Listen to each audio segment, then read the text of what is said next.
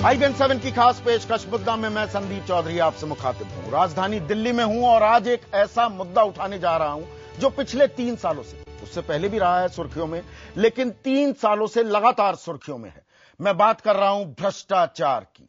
चाहे वो 2G घोटाला हो, कॉमनवेल्थ घोटाला हो, उसके बाद कोलगेट घोटाला हो, लगातार भ्रष्टाचार की परत दर परत खुलती गई। आंदोलन भी छेड़े गए, लोग सड़कों पर आए, सवाल पूछे जाने लगे। लेकिन अब आलम यह है कि पिछले 1 महीने में हम नजर डालें तो सोनिया गांधी, कांग्रेस की अध्यक्ष, यूपीए की चेयरपर्सन, उनके दामाद पर भी गंभीर आरोप लगे। डीएलएफ के साथ मिली भगत के, हरियाणा सरकार लगातार उनका काम कर रही थी, ऐसे आरोप लगे। सिलसिला यही नहीं थमा। सलमान खुर्शीद, वो एक ट्रस्ट भी चलाते हैं, उस ट्रस्ट पर भी गबन के आरोप लगे। लेकिन यह सिक्के का एक ही पहलू है, दूसरे पहलू की भी बात करूंगा मैं। बीजेपी के अध्यक्ष नितिन गडकरी, वो बीजेपी जो पार्टी विद द डिफरेंस होने का दम भरती है, उनके अध्यक्ष पर भी गंभीर आरोप लगे भ्रष्टाचार के। लेकिन अब कहने वाले ये भी कह रहे हैं कि लिप सर्विस पे की जा रही है, मिली भगत हो गई है कि भाई इतना भ्रष्टाचार खुलेगा तो आपस में थोड़ा थोड़ा सॉफ्ट हो जाओ एक दूसरे पर, ऐसा एक तबके का मानना है। जबकि दूसरे कह रहे हैं कि नहीं, अब ये परतें खुलनी शुरू हुई हैं, ये समुद्र मंथन शुरू हुआ है, इसमें अभी जहर निकल रहा है, इसका अमृत भी निकलेगा, थोड़ा सा इंतजार करने की जरूरत है। सवाल ये, अहम सवाल ये, क्या राजनीतिक जमात भ्रष्टाचार को खत्म करने के लिए, मिटाने के लिए गंभीर है? यही है आज का मुद्दा। और इसी मुद्दे पर बात करने के लिए कुछ खास मेहमान हैं। मेरे साथ हैं बीजेपी के युवा चेहरा भूपेंद्र यादव जी, मेरे साथ हैं इंडिया अगेंस्ट करप्शन के सदस्य, ये लगातार सड़कों पर लड़ाई लड़ते हैं, आजकल स्टूडियो में ज्यादा लड़ने लगे हैं, सड़कों पर कम। हमारे साथ डॉक्टर कुमार विश्वास हैं, हमारे साथ प्रोफेसर पुष्पेश पंत हैं, जाने माने राजनीतिक विश्लेषक।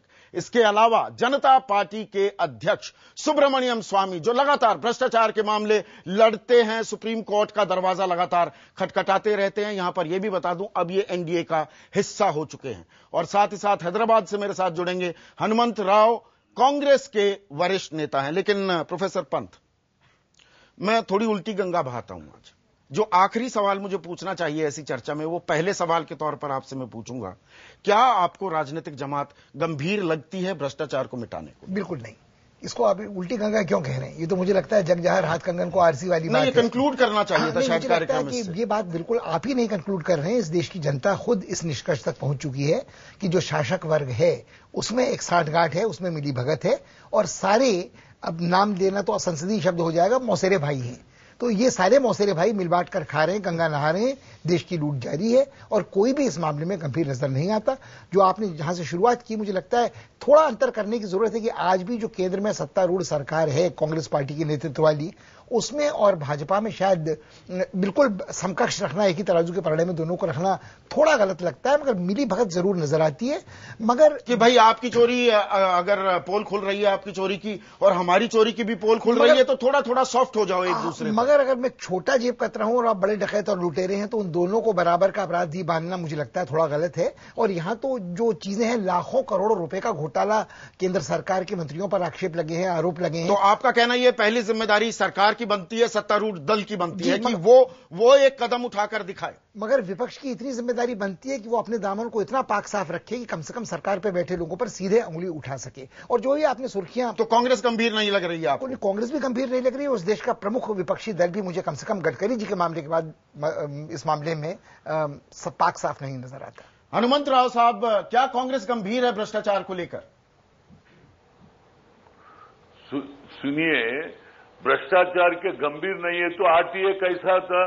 राइट टू इंफॉर्मेशन एक्ट लाइस वाले हम हैं। आज देश में, आज हमारे जो भ्रष्टाचार के खिलाफ जो लड़ रहे हैं, आज पहला मुद्दा मिला उन लोगों को, यूपीए गवर्नमेंट आरटीआई लाने की वजह से मिला। नहीं है तो उसी आरटीआई में तो आप संशोधन करने वाले हैं। आप हनुमंत राव साहब, संशोधन की बातें होने लगी कि नहीं ये तो बहुत खतरनाक हथियार दे दिया हमने लोगों के हाथों में। नहीं, ऐसा कोई खतरनाक हथियार नहीं है। हम बराबर लाना चाहते हैं इस बिल को। इस वजह से देश में भ्रष्टाचार खत्म करने के वास्ते तो यूपीए गवर्नमेंट का पहला काम ये सक्सेस हुआ। अदरवाइज कोई पूछने वाले नहीं थे। ये हमारा सोच है, आज 2G स्कैम में हो या कॉमनवेल्थ गेम में हो, ये पहला यूपीए सरकार आज डीएमके के पार्टी के अधिनेता उनको भी जेल में डाले और हमारे एमपी को भी जेल में जाके आए। बिल्कुल तो बिल्कुल। और शायद इसी क्रम में हनुमंत राव साहब, शायद इसी क्रम में जब सोनिया गांधी के दामाद रॉबर्ट वाड्रा पर आरोप लगते हैं तो वित्त मंत्री से लेकर कानून मंत्री से लेकर कॉर्पोरेट अफेयर्स मिनिस्टर से लेकर तमाम कांग्रेस के प्रवक्ताओं से लेकर सब सामने आने लगते हैं ये बताने के लिए नहीं कुछ गड़बड़ झाला नहीं किया इन्होंने, ये तो बिल्कुल पाक साफ है, ये बिल्कुल प्रॉपर बिजनेस डीलिंग कर रहे हैं। हरियाणा सरकार एक कमेटी बिठाती है, खुद कमेटी बिठा लेती है और 15 दिन का वक्त भी नहीं गुजरता उससे पहले कहती है कि नहीं ये डील तो बिल्कुल ठीक है। क्या ये भी इसी क्रम का हिस्सा है? देखो, वहां का जो एसीओ जो ऑफिसर है वो बराबर क्लीन चिट दिया। अब उसके ऊपर भी आप बोलेंगे तो कैसा बोलो? पॉइंट क्या है, जब तक कोई प्रूफ नहीं हुआ, अगर आपके पास कोई हथियार है तो कोर्ट में जाइए। अभी वैसा नहीं है ना, गडकरी का किस्सा अलग है, अपना नौकर नहीं, गडकरी की भी बात करेंगे, पहले वाड्रा की बात करने से कांग्रेसी थोड़े क्यों घबरा जाते हैं, बैकफुट पर क्यों चले जाते हैं? नहीं, कोई गड़बड़ नहीं। देखो, वो बिजनेस करा, जमीन खरीदा, जमीन का वैल्यू आ गया, उसके वो बिजनेस करा। ये बीच का कोई आदमी नहीं है जैसा 50 लाख के 500 करोड़ रुपए बना अपना ड्राइवर को रखा है सरकार। यहाँ पर वो सिस्टम नहीं है। ये बराबर मोटेशन करा जमीन का, मोटेशन एक ही दिन उनका अकेले की नहीं, बाकी के दूसरे जो लोग मोटेशन का अपना एप्लीकेशन लगाए 150 लोगों का हुआ। आज टाइम्स ऑफ इंडिया में देखो।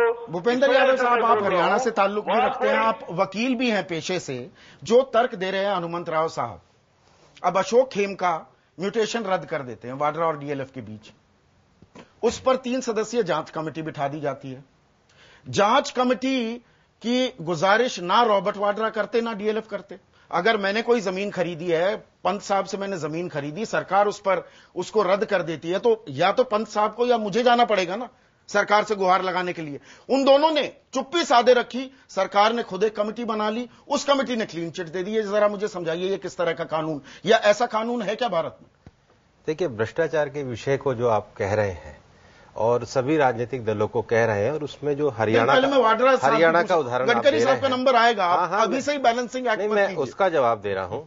देखिए, हरियाणा सरकार में जो हुआ है रॉबर्ट वाड्रा के मामले में, वो साफ साफ दिखा रहा है कि क्या हम अपने लोकतंत्र को और अपने गणतंत्र को बनाना रिपब्लिक बनाने जा रहे हैं, क्या अपने देश को क्रोनिक कैपिटलिज्म की ओर लेकर के जा रहे हैं, जब भाई भतीजावाद के कारण, जहां किसी की नजदीकी के कारण हम विभिन्न कॉरपोरेट कंपनियों को फायदा पहुंचा करके और लाभ अर्जित करना चाहते हैं। क्या लाभ अर्जित करने में वो शासन जो है, वहां पर जो कांग्रेस का शासन है, वो उसके लिए जिम्मेदार है? तो जांच किस प्रकार की होनी चाहिए? और मैं इसके संदर्भ में कहना चाहूंगा, जब ये शुरू में विषय आया तो देश के जो हमारे गणमान्य विधि मंत्री हैं वो बोले मैं जांच नहीं करूंगा, मैं जान दे दूंगा। तो दूसरे मंत्री बोले, हमारे जो अर्थ मंत्री थे चिदम्बरम जी, इसमें जांच की क्या जरूरत है? अगले ही दिन मोइली साहब ने कह दिया नहीं, जांच हमने कर दी है और हमने क्लीन चिट दे दी है। ये बात तो बिना नोटिस दिए क्या देश में जांच होती है? बीजेपी इतना सॉफ्ट क्यों है? आप खुलकर क्यों नहीं आते? हम खुलकर मोर्चा क्यों नहीं खोलते? मोर्चा ही हमने खोला है। हम कहां चुप है? हम बिल्कुल चुप नहीं है। हम कह रहे हैं कि सीधे सीधे हरियाणा सरकार ने जो भूमि की गड़बड़ी करी है, मैं तो ये कहता हूं कि भूपेंद्र सिंह हुड्डा के समय में जितनी भी जमीनों को सीएलयू मिला है, सारी जमीनों की जांच करिए। और ये जो डीएलएफ का खास वाड्रा की जमीनों की डील की बात कर रहा हूं। बिल्कुल वाड्रा की जमीन की बिल्कुल जांच होनी चाहिए। इस बात की जांच होनी चाहिए कि रॉबर्ट वाड्रा जिस कंपनी के साथ उन्होंने अपना व्यवहार किया है, उस कंपनी को कितना लाभ मिला है। इस पे जो हरियाणा पंजाब का जो जजमेंट आया है, जो हॉस्पिटल वाला जजमेंट आया है, गोल्फ कोर्स को लेकर के, आज गोल्फ कोर्स में जो पंचायत की जमीन है उसको लेकर के वहां जो कंसोलिडेशन हुआ, एक मैटर अभी भी सुप्रीम कोर्ट में पेंडिंग पड़ा हुआ है। नहीं, आप मेरे सवाल का अभी भी जवाब मैं आपके सवाल मैं बिल्कुल कह रहा हूं, डॉक्टर सुब्रमण्यम स्वामी, क्योंकि आप एनडीए का भी हिस्सा हैं और भ्रष्टाचार के खिलाफ आप पुरजोर तरीके से लड़ते हैं, क्या आपको लगता है कि वाड्रा मामले में बीजेपी थोड़ी सॉफ्ट है? अब बीजेपी सॉफ्ट होने के सवाल ही नहीं है। जो उठाने वाले हैं वो केजरीवाल हैं, वो थोड़ा सॉफ्ट हैं, उनको कोर्ट में जाना चाहिए था। अब बात यह है कि आप तो सारे राजनीतियों के बीच में सांठगांठ की बात करते हैं, ये तो कोई सॉफ्ट होने की बात ही नहीं है। मैंने आज अहमदाबाद में प्रेस कॉन्फ्रेंस में जो राहुल गांधी और सोनिया गांधी की जो कंपनीज हैं उसका मैंने खुलासा किया। आपके आईबीएन लोग थे, परंतु आपने उसकी प्रसार नहीं की। तो आज सवाल यही हो गया है कि इस राजनीति में राजनेता ही सब भ्रष्ट हैं, ऐसा नहीं है। एक मिस्टर जिंदल ने कोई स्टिंग ऑपरेशन करके दिखा दिया कि एक चैनल ने भ्रष्टाचार करने को 100 करोड़ मांगे, तो बिल्कुल खुलकर कहिए ना। और वो खबर हमने लगातार चलाई, लगातार बहस की उस पर। जोड़ सकते हैं डॉक्टर स्वामी, अगर मीडिया चैनलों में भी भ्रष्टाचार है, हम पूरी निंदा करते हैं, और हम अपराधी अगर कोई है, आरोपी है, उसको सजा मिलनी चाहिए। ईमानदार है, ये तो नहीं कह सकते। समाज में हर प्रकार के लोग नहीं, मैं जो आप मीडिया की बात कह रहे हैं, आईबीएन 7 की ओर से मैं तो बिल्कुल साफ तरीके से ये बात कह रहा हूं, मीडिया में भी भ्रष्टाचार है तो उसको उजागर करना चाहिए। अगर आरोप साबित होते हैं तो सजा मिलनी चाहिए, बाकायदा सजा मिलनी चाहिए। ऐसे तत्वों की कोई जगह नहीं है पत्रकारिता में, ये हमारा कंसिस्टेंट स्टैंड है। और हम लगातार हमने स्टिंग भी दिखाया। यदि गडकरी के कंपनी के बारे प्रसार करते हैं तो फिर दूसरे लोगों के बारे जो बात आती है जो सत्तारूढ़ दल में है, उनका क्यों नहीं करते हो? बिल्कुल करते हैं। वड्रा का करना आसान है क्योंकि उसका पता नहीं क्या रिश्ता है उस परिवार के साथ। स्वामी साहब कहीं चक्कर ऐसा तो नहीं। मैं ये सवाल इसलिए पूछ रहा हूं, और आप जानते हैं अंदर खाने क्या क्या खेल होते हैं। जैसे ही वाड्रा की बात आई, उसके बाद दिग्विजय सिंह ऑन रिकॉर्ड आकर कहते हैं कि देखिए ये ऐसा नहीं होना चाहिए, भारतीय राजनीति में ऐसी परंपरा नहीं है, आप फर्स्ट फैमिली के रिश्तेदारों पर आरोप नहीं लगाते। हमारे पास भी अटल बिहारी वाजपेयी के जो दामाद थे, फॉस्टर सन इन लॉ, उनके खिलाफ बहुत आरोप है हमारे पास, बहुत सबूत है हमारे पास। लाल कृष्ण आडवाणी के जो रिश्तेदार हैं, जो उनके नाती हैं, वो क्या कुछ कर रहे हैं, हम उसका भी खुलासा कर सकते हैं। मैं करूंगा नहीं। तो ये बड़ी कोजी एक रिलेशनशिप है क्या पॉलिटिकल पार्टीज में? नहीं, वो तो मैं तो समझता हूं कि यदि ये सिद्ध हो जाए कि वाजपेयी या आडवाणी ने पद का दुरुपयोग करके अपने बेटा बेटियों को या दामाद को कुछ लाभ पहुंचाया, तो फिर दिग्विजय के पास सबूत है, वो पुलिस को नहीं दे रहा है, तो वो भी अपराधी बन जाता है। पर सबूत दूंगा नहीं, सबूत है पर दूंगा नहीं, तो क्या बीजेपी को ये कह रहे हैं वो भी अपराधी है? चुप रहेंगे? हाँ, वो तो मुझे तो नहीं कह सकते है ना। तो ये राजनीति का सवाल नहीं हो गया, ये राजनीतिक दलों का सवाल नहीं हुआ है, ये चंद राजनीतिकों के बीच में सांठगांठ है, वो तो अलग बात है। वो तो ये डॉक्टर कुमार विश्वास क्या चंद राजनीतिज्ञों के बीच की सांठगांठ का मामला है, या दरअसल राजनीतिक दल मिले हुए हैं कि भैया ठीक है, एक लक्ष्मण रेखा बांध कर रखते हैं, उससे आगे पोल खोल नहीं खेलते एक दूसरे के साथ? संदीप जी, शो में भी पहले कई बार बात हुई है, भूपेंद्र जी हमारे साथी हैं, इनसे कई बार बात हुई थी। 2 साल में हम बार बार इनको ये बता रहे थे कि देश का नायकत्व संकट में है, लोग विश्वास आप पर नहीं कर रहे हैं, समय रहते आप अपने नायकत्व की क्रेडिबिलिटी को स्थापित करिए। विपक्ष स्थापित करे, सत्ता पक्ष स्थापित करे। सत्ता पक्ष अहंकार में था और विपक्ष इस काम में था कि ये इतने नालायक हैं, इतनी बदमाशियां कर रहे हैं कि हम तो वैसे ही फर्स्ट चॉइस है, हम तो आ ही जाएंगे। लेकिन उन्होंने इसे नहीं माना और उन्होंने अपना क्रेडिबल फेस खो दिया। मुझे आज बहुत जो दुख इस पूरे चर्चा में अभी तक जो हुआ है, सुब्रमण्यम स्वामी जी का प्रवचन सुन के हुआ है। उनकी एक बड़ी इमेज बनी थी इस तरह की कि वो चीजों को लेके आते हैं, करते हैं, लेकिन जितने सॉफ्ट वो गडकरी जी भी लिख रहे हैं, लग रहे हैं कि केजरीवाल वाड्रा पे नहीं बोल रहे हैं। आपने बोला आपकी विश्वसनीयता क्या थी, क्यों नहीं दिखाया, आपका व्यक्तिगत मैटर, हमें इसमें समस्या नहीं है। लेकिन जैसे ही हमें वाड्रा जी पर जो मिला हम उसे लेकर आए, हम गडकरी जी पर जो मिला हम लेकर आए। आईआरबी वाली जो डील थी वो हमारे प्रोसेस में थी, पर हम इतने ताकतवर नहीं है, हम पर पैसा नहीं था। गडकरी साहब के खिलाफ तो आप बहुत कमजोर लेकर आए। हमारे पास चिल्लर आरोप कह दिया था, चिल्लर आरोप। बाद में चिल्लर कितनी जोर से बजी, क्योंकि टाइम्स के पास वो पैसा था, एनडीटीवी के पास था, आपके पास था, तो चिल्लर ने आवाज की कि हम तो आईआरबी में हैं। अब आईआरबी में शरद पवार जी के भी शेयर निकले। मेरा कहना यह है कि वो पूरा पॉलिटिकल प्रोसेस, अब आप पूछते हैं बोलते क्यों नहीं है, हरियाणा में भारतीय जनता पार्टी का अधिवेशन होता है, वहां बहुत सारे लोगों को हरियाणा सरकार राज्य अतिथि का कैडर देती है। वो राज्य में क्या करके गए हैं, आप वहां जाकर डीएलएफ पर नहीं बोलते हैं, हरियाणा के घोटाले पर नहीं बोलते हैं, आप 2G पर बोलते हैं, बाकी सब पर बोलते हैं, लेकिन आप ये नहीं कहते कि जिस जगह हम अधिवेशन कर रहे हैं यहां की सरकार आखंड भ्रष्टाचार में डूबी हुई है और वाड्रा के साथ मिली हुई है, जबकि वाड्रा का केस आ चुका होता है। तो ये नायकत्व संकट में है। और जो आरटीआई की बात ये कर रहे हैं हनुमंत राव साहब, वो तो प्रधानमंत्री अकेले डरे हुए हैं। भूपेंद्र रिस्पॉन्ड करना चाह रहे हैं, ये ना पूछ ले आरटीआई में प्रधानमंत्री से कि देश का प्रधानमंत्री को आप रिस्पॉन्ड करना चाह रहे हैं कि हरियाणा में जाकर हरियाणा सरकार के खिलाफ आप मोर्चा नहीं खोलते? गेस्ट हुए, स्टेट गेस्ट हुए, मेरे पास लिस्ट है। देखिए, मैं इनकी बातों को बहुत गंभीरता से नहीं लेता हूं, क्योंकि देश भर में जितने भी राजनीतिक आंदोलन आज तक पैदा हुए हैं, काशीराम जी ने बहुजन समाजवादी पार्टी को पैदा किया, द्रविड़ मूवमेंट से एआईडीएमके डीएमके आई, आपके देश में कम्युनिस्ट मूवमेंट आया, आपके देश में बीजू जनता दल आया, आपके देश में राम मनोहर लोहिया ने समाजवादी पार्टी को खड़ा करा। लेकिन खड़ा करने वाले फिलोसोफर ने कभी यह नहीं कहा कि मेरी फोटो और मेरी टोपी का उपयोग मत करना।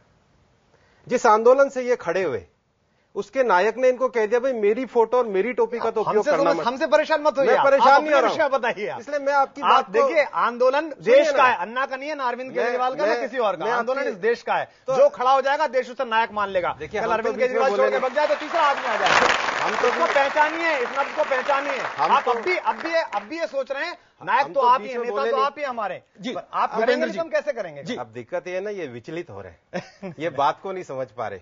डॉक्टर स्वामी ने 2G का मामला उठाया और उसको सुप्रीम कोर्ट तक लड़ाई को लड़ा। आपके पास तो वकील है, आप लड़ाई को लड़िए।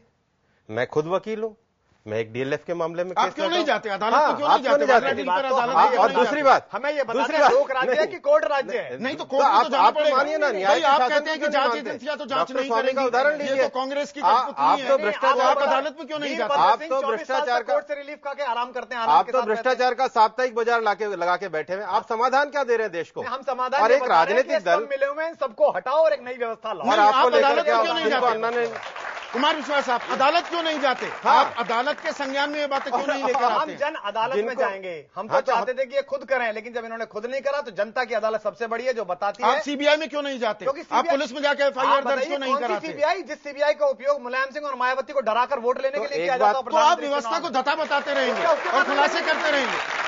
आप व्यवस्था को धता बताते रहेंगे। व्यवस्था ऐसी बनाई है कि 24 साल वीरभद्र सिंह अपनी फर्जी सीडी वाले मामले में फंसे रहते हैं। बाद में उनकी आवाज का शिमला कोर्ट संज्ञान लेती है, लेकिन 24 साल तक मुख्यमंत्री बने हुए उन्होंने जो लूट की, जो केंद्रीय मंत्री बने हुए लूट की, उसका कौन जवाब देगा? हम इनके लिए कोर्ट में जाएं? अरे हमने जिता के भेजा, हम न्यायाधीश को ना बना देंगे भारत का प्रधानमंत्री? तुम्हें क्यों बनाया भारत का प्रधानमंत्री? नहीं, ये कोर्ट में जाने का तर्क समझ में आता है, ना जाने कि नहीं जाते। हम जाते हैं, ये एरोगेंस है। प्रशांत भी गए, ये एरोगेंस है। संदीप, मेरे ख्याल में मेरी समझ में तर्क आता है। मुझे लगता है कि कुमार विश्वास जो बात कह रहे हैं उसको गंभीरता से सोचने की जरूरत है। जो वर्ग, शासक वर्ग बैठा है, सत्ता में बैठा है पीढ़ी दर पीढ़ी, वो राजनीतिक इस वक्त सत्तारूढ़ दल हो या विपक्ष के लोग हों, उनका ये हट कि अगर हमारी आलोचना करनी है तो या तो चुनाव लड़ो, पंजा लड़ाने के लिए संसद में आ जाओ, या कचहरी में चले जाओ। बिना न्यायपालिका की अवमानना का खतरा उठाए ये बात कही जा सकती है कि अदालत का फैसला सबूतों और गवाही पर होता है। गवाह तोड़े जा सकते हैं, सबूत नष्ट किए जा सकते हैं, और निचली अदालत से, पुलिस की पहली एफआईआर से सर्वोच्च न्यायालय तक जब मुकदमा पहुंचेगा उसमें कितनी जान बचेगी, ये इस देश का आम नागरिक अच्छी तरह समझ छोटी सी बात मुझे बता दें। जिस देश में जो आप चेहरा दिखा रहे हैं रॉबर्ट वाड्रा जी, हमने कहा इनके ये कर्म है, उसके बाद देश का वित्त मंत्री कहता नहीं बिल्कुल ठीक है। किस इनकम टैक्स अफसर की हिम्मत है कि वित्त मंत्री के इस स्टेटमेंट के बाद उसकी फाइल को हाथ लगा दे? या हमें मूर्ख समझते हैं? चलिए एक छोटा सा ब्रेक लेंगे यहां पर, और ब्रेक के बाद में ये अहम सवाल पूछूंगा जिस ओर इशारा कर रहे थे डॉक्टर कुमार विश्वास, वो ये कि क्या भ्रष्टाचार से जो ये लड़ाई लड़ी जा रही है, तथाकथित लड़ाई, क्या ये महज लिप सर्विस है? इसके पीछे कारण क्या है वो भी मैं आपको बताऊंगा ब्रेक के बाद।